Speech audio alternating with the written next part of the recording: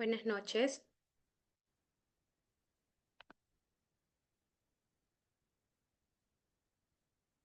Buenas noches con todos los presentes. Muy buenas noches. Muy buenas noches con todas y todos los presentes. Reciban un cordial saludo de parte de la carrera de Derecho de la Facultad Ciencias Humanísticas y Sociales de la Universidad Técnica de Manabí, institución organizadora de este evento académico, desarrollado en el marco de la asignatura Derecho Mercantil y Societario. Mi nombre es Margarita Carbomero, docente de la Universidad Técnica de Manabí, y tengo el honor de acompañarlos en calidad de moderadora en este espacio, el cual fomenta la formación y el diálogo jurídico. El tema que nos convoca en esta jornada académica es las compañías en el derecho societario ecuatoriano, un eje fundamental para la comprensión del funcionamiento y regulación de las estructuras empresariales en nuestro país. Este espacio está dirigido a estudiantes, docentes, profesionales del derecho y a la comunidad en general. El objetivo es fomentar el pensamiento crítico, el intercambio académico y la formación jurídica sólida. Asimismo, quiero extender y agradecer de manera especial a nuestro ponente, el abogado Alain Darío Camacho Gabor, quien compartirá con nosotros su conocimiento y experiencia en materia societaria. Extendemos también la más cordial bienvenida al doctor Diego Intriago, coordinador de la carrera de Derecho de la Universidad Técnica de Manabí, quien dará las palabras de bienvenida e inicio a este evento. Doctor, le escuchamos. Buenas noches con todos, espero que cada uno se encuentre muy bien. Muchas gracias, Margarita. Específicamente, estos espacios son para esto, para traer grandes amigos, profesionales, y esta noche tenemos el honor de poder contar con un excelente profesional y un gran ser humano como es el doctor Alain Darío Camacho Gaibor, experto en Derecho Mercantil y Societario, en la cual, queridos estudiantes, la Universidad Técnica de Manabí, como ustedes han podido observar, siempre tiene el honor y el privilegio de poder contar con estos profesionales, siempre predispuestos a hacernos conocer lo mucho que conocen de las materias. Entonces, esta noche, como les indicaba, tenemos al doctor Alain. Le damos la bienvenida. Esta Universidad Técnica de Manabí, como siempre, abre las puertas, estimado doctor, las veces que sean necesarias para tener su presencia en vuestras salas virtuales. Por ende, le doy una cordial bienvenida de parte de nuestras autoridades, que es el doctor Santiago Quirós, nuestro decano Ignacio Lorco Lamarco y nuestro vicedecano, el doctor Clever Guerrero. Por ende, queridos estudiantes, vamos a ilustrarnos esta noche por parte del doctor Alain Camacho y esperar siempre esas grandes expectativas, como les indicaba al inicio, de estos grandes profesionales que nos acompañan. Doctor Camacho, buenas noches y bienvenido nuevamente. Margarita, muchas gracias. Muchas Muchas gracias. gracias. Muy aceptada la invitación por parte de la universidad. Gracias aquí al doctor Intiago. Gracias también a la profesional del derecho, mi estimada colega Margarita Carbo. Y pues bien, es un gusto y un placer poder estar con todos ustedes y compartir un poco de lo que a mí me apasiona en el marco de la investigación y en el marco jurídico. Principalmente quiero compartirles a ustedes una noción. Abogado no es el que lee, abogado no es el que interpreta, sino abogado es el que critica. Entonces, bajo esta percepción, vamos a participarles a ustedes una presentación sobre el tema que vamos a abordar, que es la contextualización de las empresas tradicionales, pero en contraste con las empresas digitales, lo cual ha llevado a la disrupción del sistema 2020 para los países de Latinoamérica, que encima nosotros podemos decir que son ámbitos novedosos, pero para los países que se encuentran en primer mundo ya era algo que se venía a venir desde hace mucho tiempo atrás. Sin embargo, las cosas que aquí se pretenden impartir se esperan que para ustedes generen críticas, generen dudas y que puedan realizar las respectivas investigaciones o lecturas conforme a alguno de los temas que vamos a abordar, para que ya al fin y al cabo nosotros podamos constituir un Estado ecuatoriano mucho más sólido y un ejemplo en el sistema regional. Pues bien, Vamos a empezar, por favor. Voy a compartir la pantalla. Quisiera que me puedan ayudar comentando si es que la misma se ve. Doctora Alain, previo a iniciar con su disertación, voy a dar paso y lectura a su hoja de vida para que nuestros estudiantes y nuestra distinguida audiencia pues sepan un poco acerca de su trayectoria académica y profesional, la cual respalda y enriquece los aportes que usted nos va a impartir en este webinar. El doctor Alain Darío es abogado litigante de los tribunales de la República del Ecuador, con experiencia en derecho civil, derecho penal, laboral, constitucional y societario. El doctor asesora a diversas empresas en procesos de constitución, reconstrucción societaria y cumplimiento normativo, así como en la elaboración de contratos, diseño de esquemas jurídicos adoptados a los nuevos modelos de negocios. Cuenta con una sólida formación académica, incluyendo un máster en Fiscalidad Internacional por la Universidad Internacional de La Rioja, España, y una maestría en Derecho y Sociedad con mención Identidades y Acción Colectiva por la Universidad Andina Simón Bolívar. Además, ha completado su perfil con estudios en Legal Tech, FinTech, Banca 4.0 y Ciencia de Datos, lo cual le permite integrar el derecho tradicional con las herramientas de transformación digital y con el ecosistema financiero emergente. En el campo académico y de formación profesional, ejerce como docente universitario y ha participado como ponente en espacios de análisis jurídico, análisis en derechos humanos y políticas públicas. Es también miembro de las plataformas y redes como CESDAL y CEPU, además de poder integrar estos movimientos sociales y redes de veeduría ciudadana. Actúa como defensor en derechos fundamentales y promotor de la transparencia institucional. Su trabajo combina con el ejercicio profesional del derecho con una mirada crítica, comprometida con la justicia, la equidad y la innovación legal. Actualmente se desarrolla en líneas de investigación y acompañamiento técnico en temas societarios, responsabilidad empresarial y fortalecimiento de marcos jurídicos sostenibles, tanto a nivel nacional como regional. Doctor, es bienvenido. Este escenario es suyo. Damos inicio a este evento.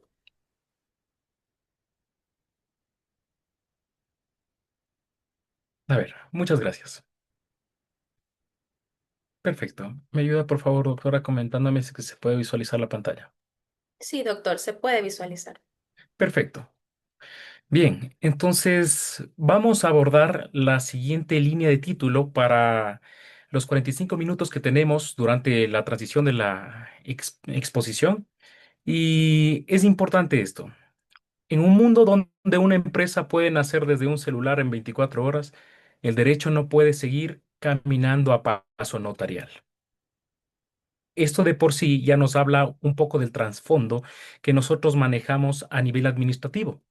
Muchas veces las dilaciones y los principales conflictos para el continuo mejoramiento del sistema empresarial vienen por parte institucional.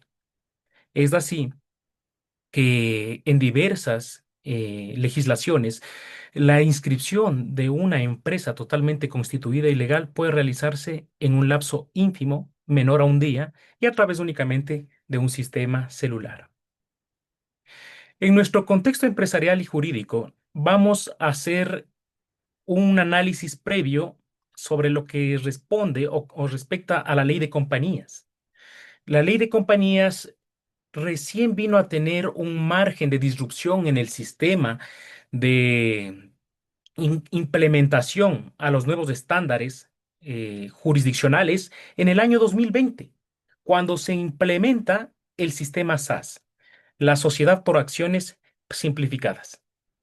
Es así que para el 2020 teníamos 30 años de ausencia de transiciones y de evoluciones continuas en el sistema empresarial ecuatoriano. De tal manera, nosotros, a partir del año 2020, cuantificamos un gran índice de evolución empresarial.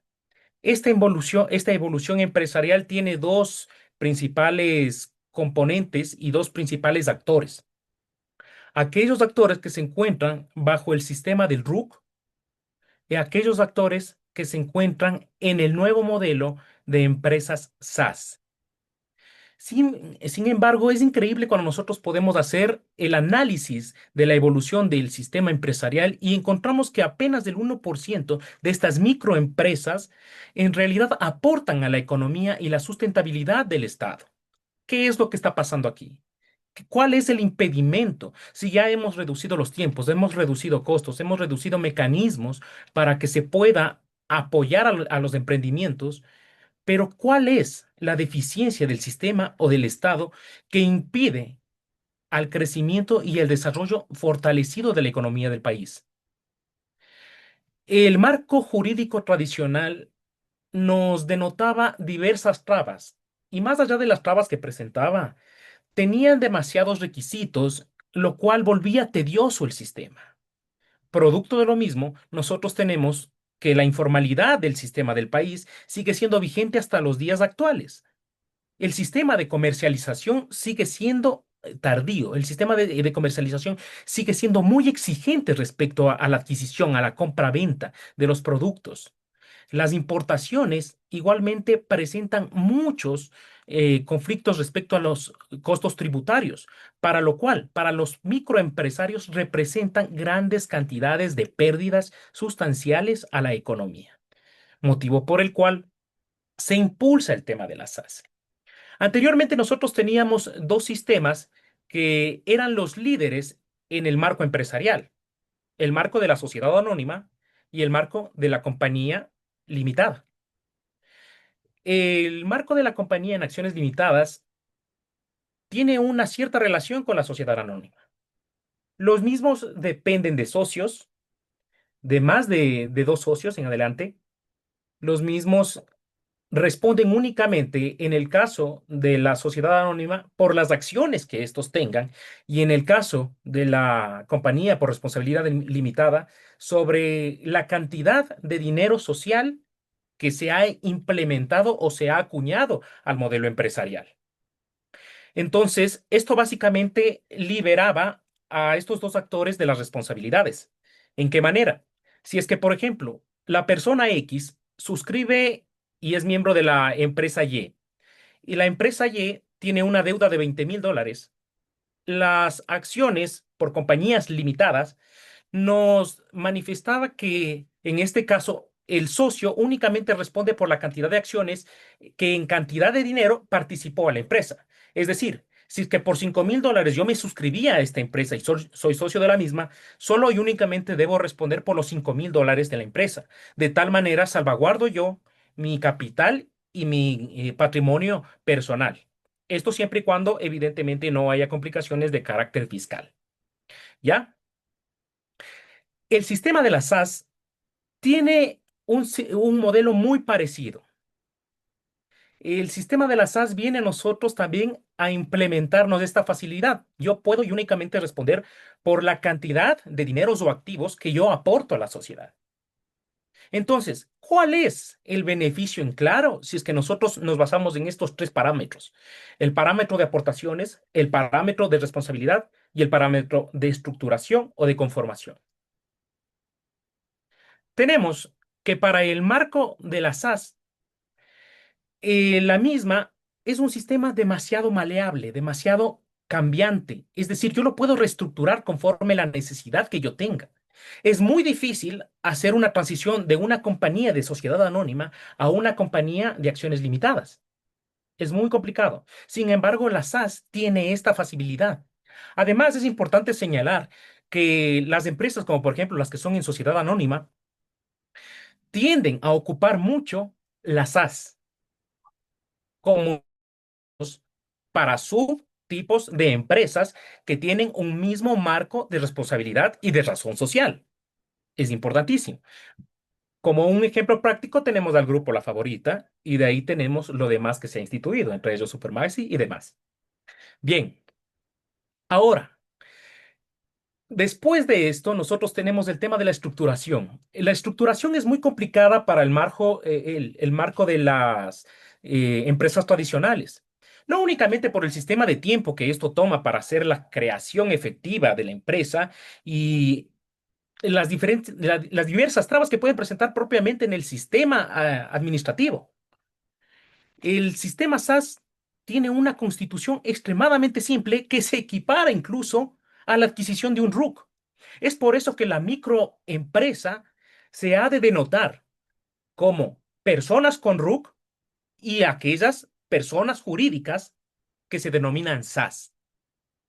Bien, nosotros tenemos que, para la creación de un RUC basta con acercarse al Servicio de Rentas Internas. Para la creación de una SAS se tiene que realizar el tema de la conformación de los estatutos, de la inscripción en la Superintendencia de Compañías y la adquisición de la misma debe precisar de un representante legal.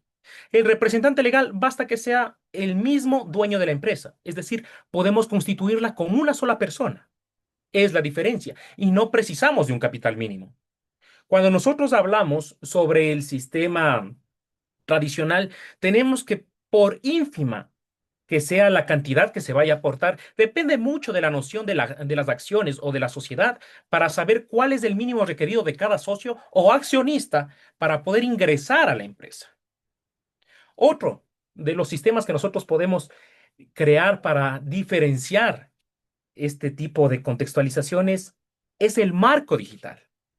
¿Cuál de ellos es mucho más flexible para la transformación digital, para que circule en la web y para que tenga una mayor captación de clientes? ¿Cuál es el beneficio de los sistemas tradicionales con los sistemas de innovación digital y su creciente economía? La SAS no solo simplificó trámites, democratizó el acceso al mundo empresarial. Ya no necesitas padrinos ni abogados caros para formalizarte. Esta frase, por favor, mis queridos colegas y futuros profesionales del derecho y demás personas que están aquí, es importante que ustedes la capten de la siguiente forma.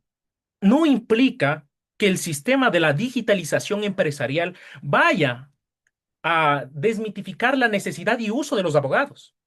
Sin embargo, que la transformación de los abogados tiene que ser a nivel de la vanguardia que se requiere para estos nuevos modelos y sistemas de economía. Al fin y al cabo, un sistema empresarial es un sistema partícipe de la economía, y en este caso de la economía digital en la cual vivimos todos. Entonces, el abogado tiene por obligación la necesidad de estar en continuo aprendizaje. Entre las principales razones por la cual la SAS ha desaparecido o ha impulsado su crecimiento, y para ello les participo un dato muy en claro, y es que de 100 empresas que se crean, 86 de ellas son SAS. Entonces, tenemos aquí una cantidad muy palpable sobre la diferenciación entre la factibilidad de la creación o de la institucionalización de una empresa en relación de las anteriores por prácticamente el sistema tan amigable que presenta para la creación por medio de los portales electrónicos. A raíz del año 2021, nosotros tenemos que ya en el reformado, en la nueva ley de reforma para el Código de Comercio, pues ya se pueden recibir o son legalmente válidas las firmas digitales. Esto simplificaron bastantísimos trámites, bastantísimos procesos en diversas índoles. En el sistema empresarial pasa igual. La constitución de las empresas vale mucho entender que dependen siempre de la razón a la cual se van a, a determinar. Por ejemplo, tenemos salud, tenemos entretenimiento, entre otras. Sin embargo, para nosotros poder reunir los requerimientos esenciales o específicos para poder constituir a través de los mecanismos notariales, tenemos un estimado de 10 a 20 días, dependiendo de los procesos administrativos que propiamente puedan llevar a cabo el requerimiento idóneo de todos estos documentos. Anteriormente, el tiempo era de 45 a 48 días. Y ojo que estamos hablando de los plazos más céleres. En el caso de la contextualización digital tenemos de 24 a 72 horas. Los crecimientos sí hay que tenerlos muy en cuenta. Tanto el crecimiento que nosotros presentamos como el sistema tradicional, como el sistema digital, no únicamente han de ser individualizados por el contexto del margen de captación de clientes. Es ridículo que nosotros pretendamos creer o analizar que puede existir competencia entre una empresa ubicada en el sector de Cuenca que se edificó en la calle tal y tal y cuyo margen de captación de clientes principalmente se inicia en el sistema, en la provincia, en donde se ha decidido residir, a que en Cuenca, a una cuadra más allá, se haya instaurado una SaaS, una startup mediante la que se ofrezca e-commerce, que es comercio electrónico, y de la cual se emitan diversas cantidades de ventas proporcionales a nivel regional. Entonces, nosotros tenemos que aquí la captación de clientes es absurdamente incontable, por lo cual es necesario que haya mucha más facilidad para el uso y el manejo, la creación, la estabilidad, la transparencia, la estancia y el crecimiento de las empresas tradicionales. No significa que las empresas tradicionales sean inútiles, no. Significa que las empresas tradicionales tienen mucha mayor dificultad al momento de competir con los alcances digitales que las nuevas empresas están básicamente proporcionando. Para ello vamos a tomar un ejemplo extremadamente sencillo. Tenemos el hecho de la empresa Uber. Uber es el reemplazo del sistema de taxis convencionales que todos hemos visto y hemos utilizado. ¿Listo? Pero la empresa Uber se extiende a nivel internacional y te ofrece una premisa en la cual te propone ser tu propio jefe, a pesar de que tú tienes que trabajar para alguien más, que te presta el sistema del servicio a través de un teléfono celular. Entonces, esto te permite inmediatamente constituir mayor número de clientes. Tú no necesitas estar buscando clientes. No hay la necesidad ahora en el sistema de que tú tengas esa búsqueda de la necesidad de la persona para que tú puedas trabajar. Para nada. Ahora nosotros tenemos que, en contraste con ello, las empresas tradicionales, en los sistemas de taxis, muchas veces tienen que seguir rondando por las manzanas para poder llegar a los clientes y con ello pues ejercer su profesión. Entonces, ¿cuál es el sistema de crecimiento? Para las empresas tradicionales, el sistema de crecimiento es progresivo, es decir, el día de hoy en mi establecimiento vendí tanto, el día de mañana vendo tanto, y así voy creciendo y después ya no estoy únicamente en mi ciudad, sino que me expando a mi provincia, y de mi provincia puedo expandirme a mi país. ¿Listo? ¿Esto qué implica? ¿Qué implica? Pues básicamente que el crecimiento es más moderado, que el crecimiento tiene mayor control, que el crecimiento tiene mayor índice de transparencia y de legalidad. Cuando nosotros hablamos del sistema SaaS o de las empresas digitales, tenemos un conflicto. El conflicto, principalmente en el ámbito digital, es que estas empresas tienen un gran índice de pérdidas como un gran índice de captación. ¿Por qué? Porque como puedo tener una cantidad sin igual de clientes, también puedo no tener ningún tipo de cliente o ningún tipo de comprador de mis servicios.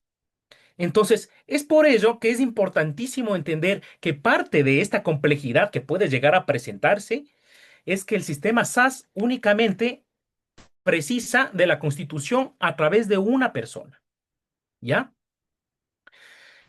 Entre los modelos que nosotros podemos mencionar aquí, pues tenemos Tipti, Kushki, Uber. Pero ¿qué significa esto? ¿Qué significa este tipo de modelos empresariales? ¿Y por qué es importante tener noción de esto? Nosotros tenemos que saber cuál es la diferenciación entre las empresas digitales y cuál es su alcance. Pues bien, las empresas digitales se determinan por la cantidad de dinero que éstas adquieren. Es así que un startup es una empresa que ha llegado a constituir un valor inferior a los 100 millones de dólares. De la startup a la empresa unicornio es una empresa que está valorada entre los 100 millones de dólares y más de los 1.000 millones de dólares. Y las Big Tech son empresas de miles de millones de dólares y billones de dólares, como el caso, por ejemplo, de Uber o Google. Es importantísimo porque las empresas Big Tech ya son empresas que directamente tienen una gran influencia en el sistema económico, no solo regional, sino que mundial. Entonces, este tipo de empresas tienen a tener mucha más presión en cuanto a la captación de los sistemas de pagos y de tributos que tienen que presentar. Y por ello viene el conflicto que nosotros, pues, los fiscalizadores tenemos que indagar y es el conflicto de la doble imposición o el conflicto de la residencia permanente. ¿Ya?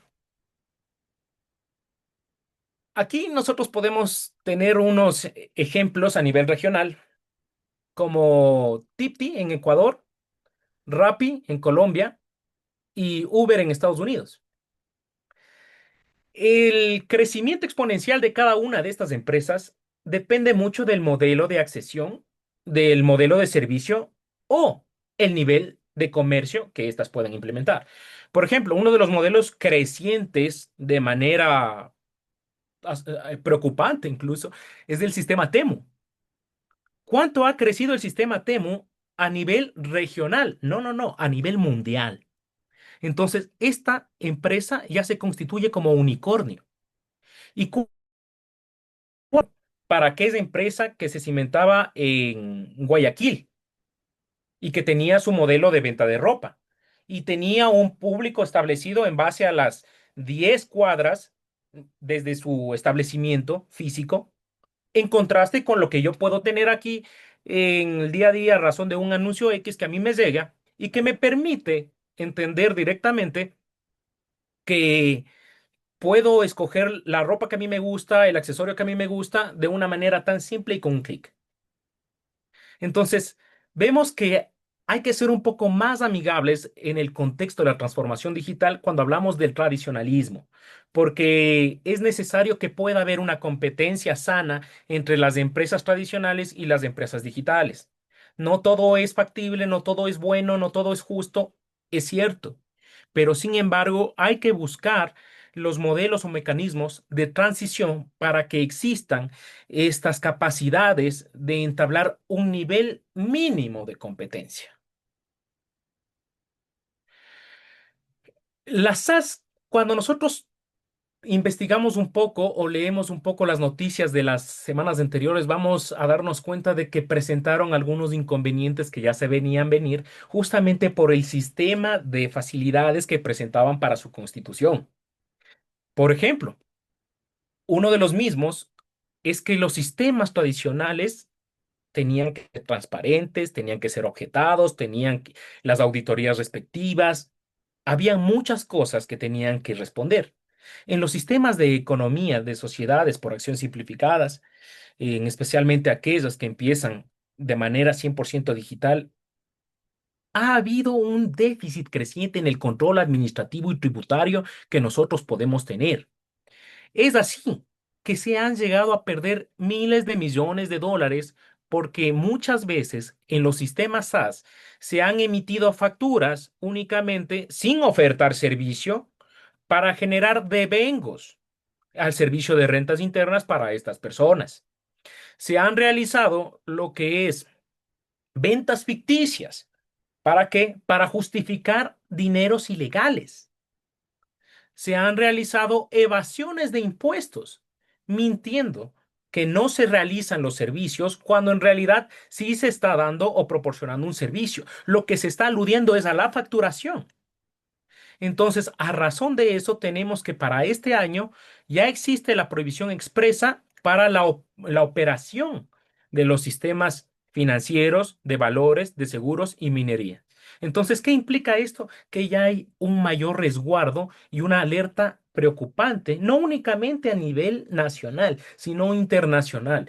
Yo les invito a que nosotros cuando hagamos este tipo de análisis, todos aquellos análisis que deben implementar o deben concebir la palabra economía, tienen la obligación de ser analizados desde un contexto internacional. Para no poder extendernos más allá, yo siempre propongo enfatizar en el contexto de la CAN, de la Comunidad Andina de Naciones. ¿Por qué? Porque si nosotros vamos al marco europeo a través de la Comunidad Europea, si vamos, por ejemplo, a los modelos asiáticos y analizamos un poco cómo ha sido su creciente evolución en el sistema de desarrollo, en el sistema de economía, en el sistema tecnológico, entendemos y visualizamos que cada uno de estos países se apoya en el país de al lado o implementa los mejores atributos, las mejores legislaciones, las mejores facilidades para que haya un mismo lenguaje regional. Cuando hay un mismo lenguaje regional, nosotros tenemos la facilidad de poder crecer exponencialmente, porque nos permitimos hablar un mismo idioma en el tema tributario, en el mismo tema de establecimientos, en el mismo tema de responsabilidades, y tenemos principalmente el crecimiento fortalecido de la institucionalidad nacional. Si nosotros como Ecuador, como Colombia, como Perú, como Bolivia, como miembros de la CAM principales, pudiéramos tener un sistema supranacional que hable sobre las garantías tributarias para las empresas digitales, tenemos que las empresas que son importantes y que participan del servicio X en Colombia pueden venir a Perú o pueden venir a Ecuador o pueden venir a Bolivia y a través de las mismas fortalecer la economía regional y nacional en cada uno de estos países. Y a través de un sistema de interacción entre naciones se hablará y se comprenderá sobre la necesidad de evitar las dobles imposiciones a manera de que las empresas no tengan miedo en realizar la inversión en el país X, sino que se sienten atraídas a invertir en estos países y por medio de ello el crecimiento exponencial del trabajo en la región y en las naciones en particular va subiendo y va subiendo, de manera que nosotros avanzamos a las transformaciones que actualmente ya se daron, ya se dieron, pero que nosotros apenas estamos topando. Esto es básicamente un modelo de contraste con dos países muy importantes que son Colombia y Perú y que a nivel del sistema digital, pues promueven mucho la idea de las finanzas tecnológicas. El fintech. Fintech, pues como tal, viene del sistema finanzas tecnológicas.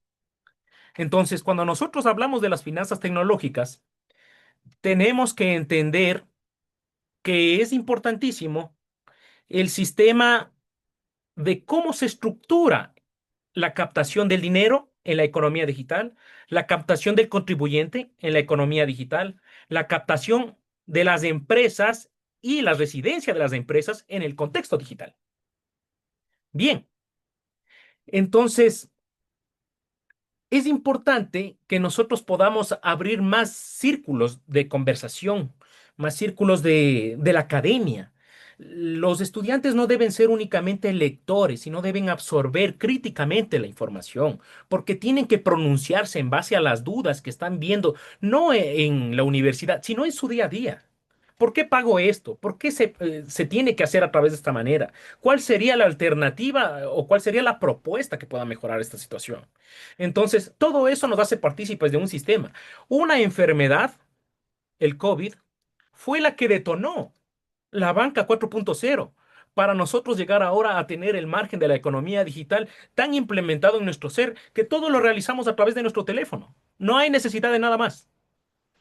Entonces, cuando nosotros hablamos del contexto de la banca 4.0, hablamos de la libertad, de la economía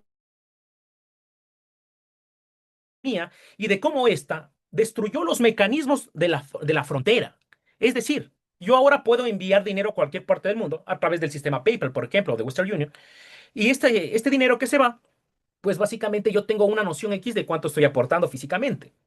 Cuando yo tengo el sistema económico, la banca móvil en mi teléfono celular, tengo dinero ficticio. Tengo una cantidad de números que hacen la representación ficticia del dinero que se supone que yo tengo en realidad. Dinero que en realidad no existe. Y esto es la magia del sistema de la economía digital y el sistema que las empresas digitales han absorbido desde años atrás, desde décadas atrás. Para ello tenemos Amazon, tenemos eBay, tenemos Mercado Libre. Empresas que fueron pioneras en el sistema y que nos permitieron tener una mayor captación de clientes conforme la evolución del sistema del interés de las personas.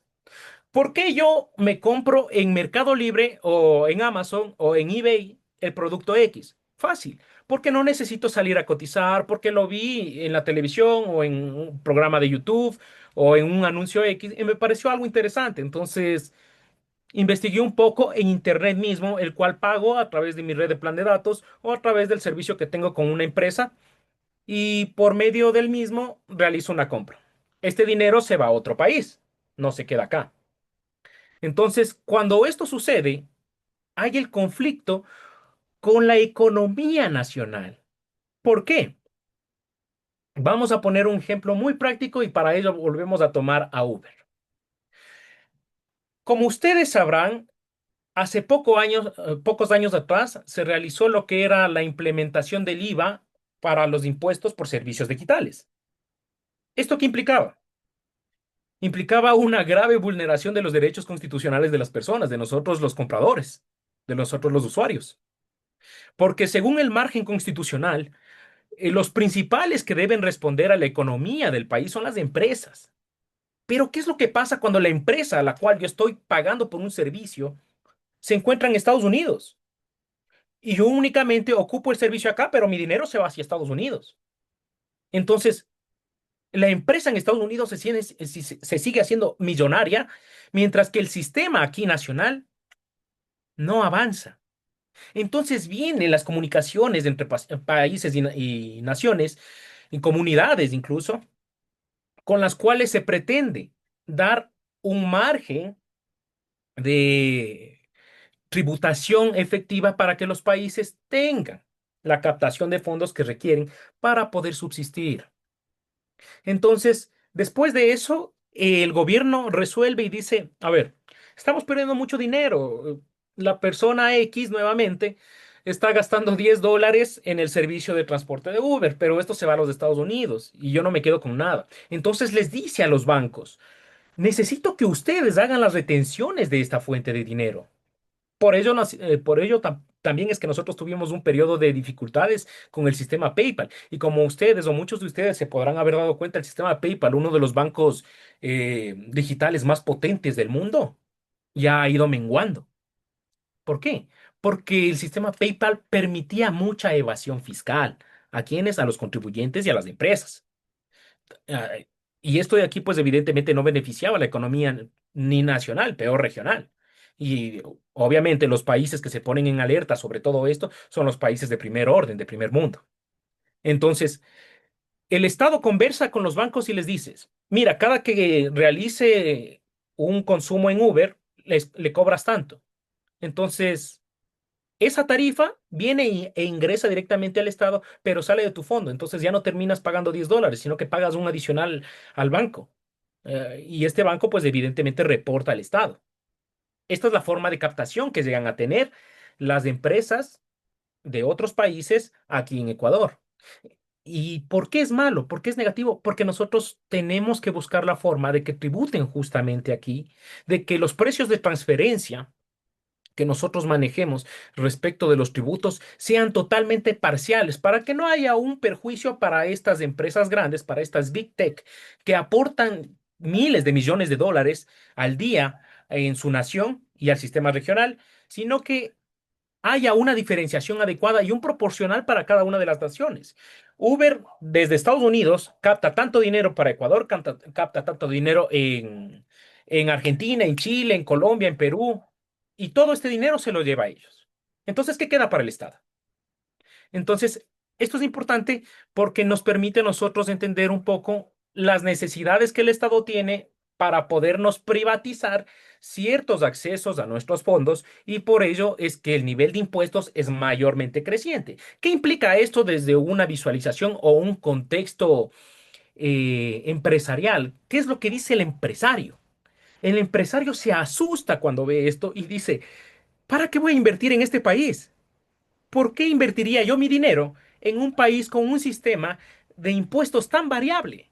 No es nada atractivo, no es nada adecuado que yo realice una inversión en este país. Para ello yo necesito un sistema tributario totalmente estable, un sistema que no comprometa las garantías de mi inversión con las garantías de mis ganancias y que a la vez me permita reportar mis ingresos a la matriz que se encuentra en el Reino Unido, por ejemplo, y que adicional el adeudo que me compete pagar al Estado ecuatoriano, pues no me perjudique para que pueda yo tener una garantía o un patrimonio que permita la evolución continua de los intereses empresariales. Entonces, es importantísimo que nosotros podamos llegar a tener aquí la noción de que la economía digital ha sido un sistema de disrupción global que a raíz de eso ha motivado la innovación en el sistema empresarial. Y el sistema empresarial primario para este tipo de crecientes tecnológicas son las SaaS.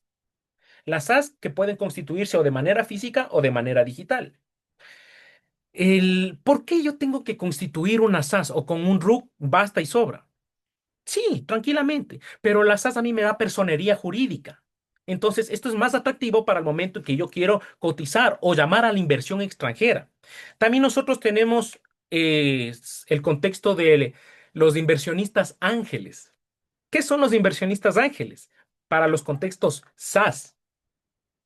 Como la SAS únicamente me dice que yo necesito de una persona para constituir la empresa, entonces, ¿qué es lo que pasa?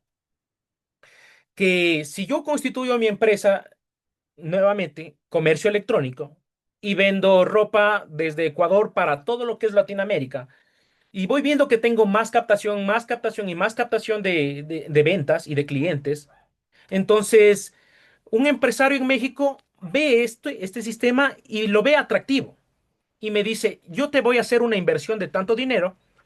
Entonces, a raíz de eso, tú vas a extender la línea de venta o la línea de mercado hasta México. ¿Listo? Todo esto es de manera electrónica. No necesitamos para nada ningún tipo de negocio físico. Entonces, ¿qué es lo que yo hago? Pues implemento un socio más en base a la cantidad de dinero que él me da, pues será la cantidad de acciones que tenga en la empresa SaaS. Y no ha pasado nada. He extendido, aparte de Sudamérica, un brazo más hacia México. Totalmente rentable, totalmente fácil y en tiempo récord. Aquí es cuando ingresa un contexto importantísimo, el smart contract. Los smart contract, contratos inteligentes, vienen a ser la resolución a los problemas físicos. ¿Por qué ya no necesita venir el empresario chino a Ecuador para realizar una firma de un contrato para que una empresa pueda realizar explotación minera? Porque a raíz del contrato que hace el Estado con este empresario físico, tienen un sistema denominado blockchain, cadena de bloques, el cual es tan seguro que permite que en tiempo real la persona que firma en China firma también en Ecuador y los dos tienen la garantía de la legalidad en la firma del contrato. Entonces, todo esto, ¿qué es lo que agiliza? Que la creciente digital en el sistema empresarial sea más y más evolucionado a los mecanismos SaaS, por cuanto son muy simples, por cuanto son muy transparentes y por cuanto permiten al sistema un mayor control. La gente se da los modos, pero en cambio el sistema tributario es el que se ha quedado atrás. El sistema tributario tiene que crecer obligadamente. Bien, ya para concluir con todo esto, vamos a entender un poco las reflexiones de carácter final y les participo la idea de que es interesante el concepto de la vanguardia tecnológica para las profesiones tradicionales como las leyes.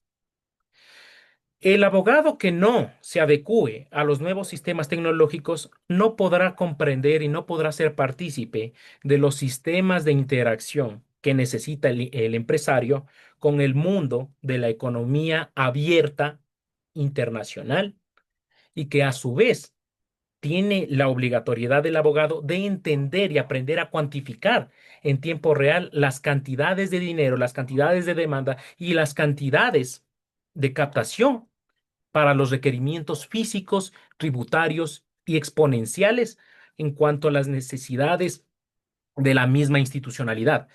Es decir, una empresa SaaS, cuando ésta ya incrementa su nivel de captación de clientes, puede transformarse en sociedad anónima. Es muy importante porque cuando empieza a transformarse en sociedad anónima, permite básicamente que se pueda cotizar en bolsa. Entonces, si se cotiza en bolsa, el sistema le permite automáticamente ser una empresa consagrada a nivel internacional. Y a los usuarios, evidentemente, podemos interactuar y podemos apropiarnos de este sistema. Como último, el derecho societario debe ser una autopista y no un semáforo en rojo. Eso es lo que yo les extiendo a ustedes para que lo interioricen y lo analicen. Muchas gracias. Muy bien, muchas gracias al doctor Alain Camacho por su valiosa intervención.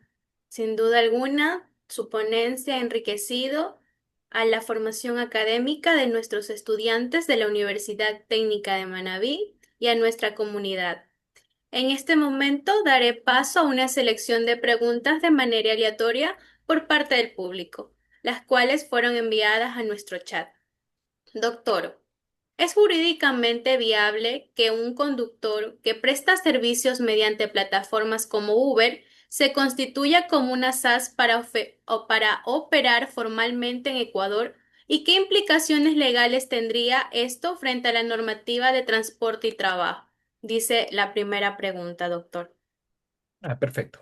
Vamos a resolverlo de la siguiente manera. Primeramente, el sistema de Uber ya es un sistema totalmente legalizado en nuestra legislación. Esto fue por, evidentemente, la necesidad que tenían tanto las personas como el Estado para evitar mayores conflictos y mayores dilaciones en cuanto a la recaudación de impuestos. La necesidad de instituirse como una SAS, una persona para esta índole, no es conveniente para nada en lo absoluto, porque me bastaría con tener un RUC para poder hacer este ejercicio de manera personal. Cuando yo empiezo a adquirir personería jurídica, tengo otro tipo de necesidades y obligaciones. Entonces, no representaría un sistema muy beneficioso para el contexto actual. En cuanto a las posibles contradicciones que pudieran existir o las posibles eh, nociones de qué tan bueno, qué tan malo es que el sistema Uber sea reconocido en el sistema de transporte, pues desde mi punto de vista es básicamente la incapacidad de un sistema de implementar algo adicional, algo similar. Por ejemplo, si nosotros pudiéramos proporcionar eso a nivel nacional, un sistema de taxis que sea taxiamigo.com, perfecto. Es igual que Uber.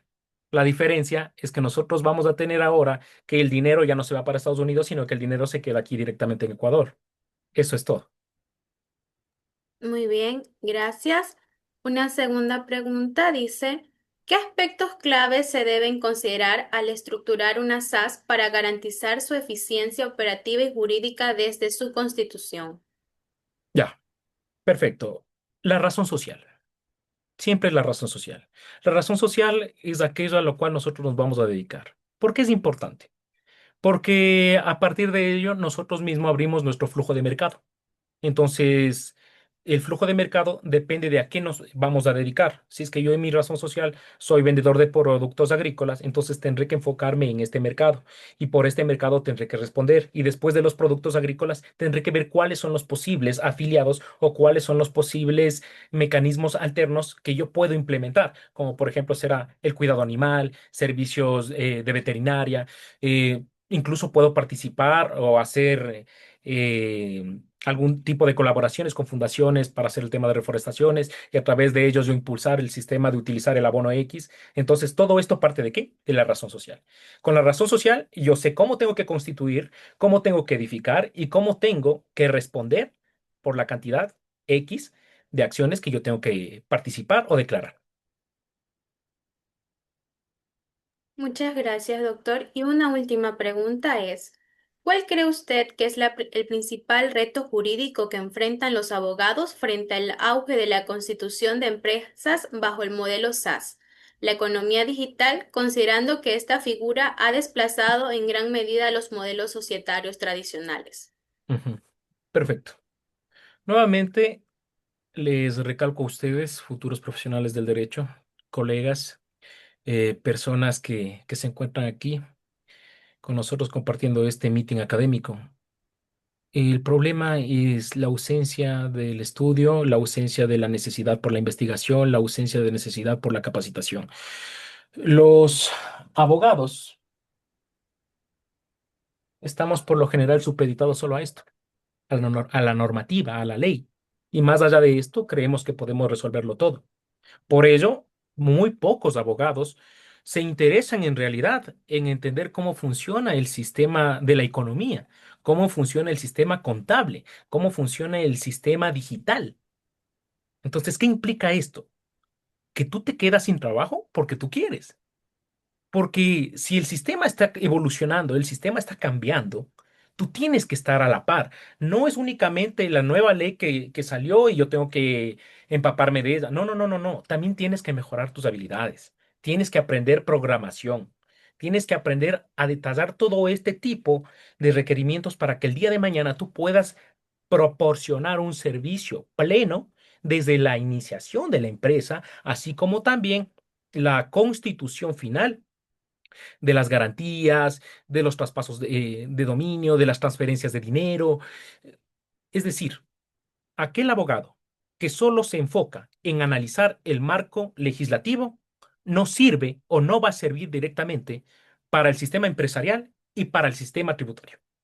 Si es que no tenemos nociones básicas de contabilidad, no nos fusionamos con la contabilidad, con la programación, y no indagamos el sistema internacional como tal, nosotros no nos vamos a ver totalmente descartables porque los profesionales, como por ejemplo ahora los que siguen ciencias de datos, van a tener la mayor facilidad para entender cuál es el procedimiento para constituir una empresa de esta manera y nos van a desplazar totalmente.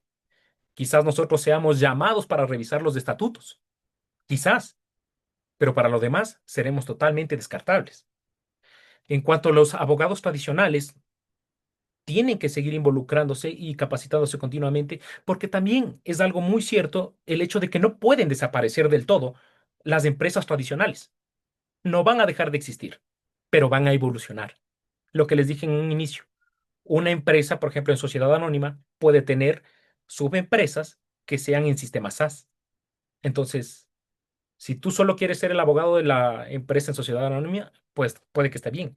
Pero cuando yo como jefe, por ejemplo, te pregunte a ti qué es lo que está pasando con las SAS de esta índole, no me vas a poder quizás responder. Entonces, la vanguardia del conocimiento es muy importante y de la innovación tecnológica y los nuevos recursos.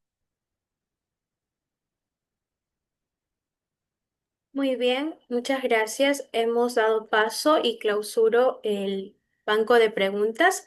En nombre de la carrera de Derecho de la Facultad de Ciencias Humanísticas y Sociales de la Universidad Técnica de Manabí, queremos expresar nuestro más sincero agradecimiento a todos quienes hicieron posible este enriquecedor momento. Doctora Elaine Camacho, su intervención ha sido clara y rigurosa. Ha permitido el fortalecimiento de todos los presentes, nos ha permitido comprender con mayor claridad los aspectos doctrinarios, normativos y prácticos del derecho societario ecuatoriano, aportando elementos claves para la formación jurídica de nuestros estudiantes. Valoramos la generosidad de compartir sus conocimientos y su experiencia, así como su capacidad para transmitir con claridad estos temas tan complejos. Espero que a través de su ponencia usted haya despertado el interés y la reflexión crítica de nuestros estudiantes y quienes ejercemos esta noble profesión. Asimismo, honramos la presencia de cada uno de los participantes por contribuir al fortalecimiento de este espacio académico. Ha sido un verdadero privilegio contar con ustedes y con usted, doctora Lain. A todos los asistentes, gracias por su presencia y esperamos seguir contando con su participación en futuros eventos. Hasta una próxima oportunidad y que tengan excelente noche. Muchas gracias con todos. Buenas noches.